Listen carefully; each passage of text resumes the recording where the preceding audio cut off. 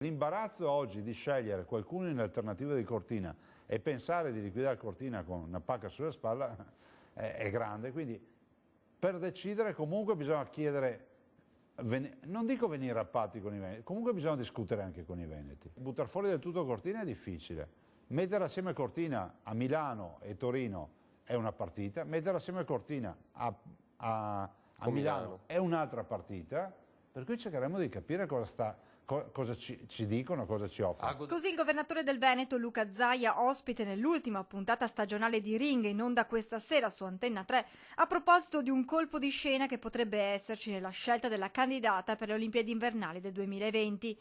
E di questo il presidente del Veneto è tornato a parlare oggi a Roma dopo la presentazione nella sede del CONI del campionato mondiale di mountain bike marathon che si terrà il 15 settembre nell'area di Auronzo e Misorina.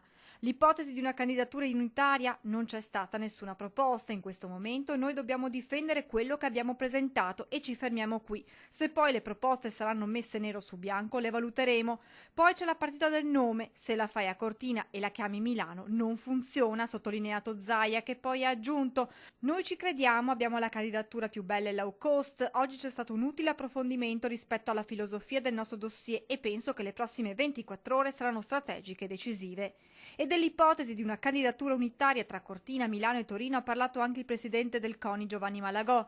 Al momento non è ipotizzabile, spiega, perché la proposta non è sul tavolo. Ci sono le 3 città divise. Questa sera non so se risponderò allo stesso modo. Il Veneto è giusto che speri nelle Olimpiadi, si sa quanto ci tiene, lo ha dimostrato, aggiunge il capo dello sport italiano. Ci siamo incontrati stamattina per fare il punto della situazione su alcuni aspetti su cui era indispensabile avere dei chiarimenti, perché domani ci sarà l'ultimo incontro della commissione. Dopo la relazione, ha concluso Malagò, mercoledì si andrà a votare, come è giusto che sia.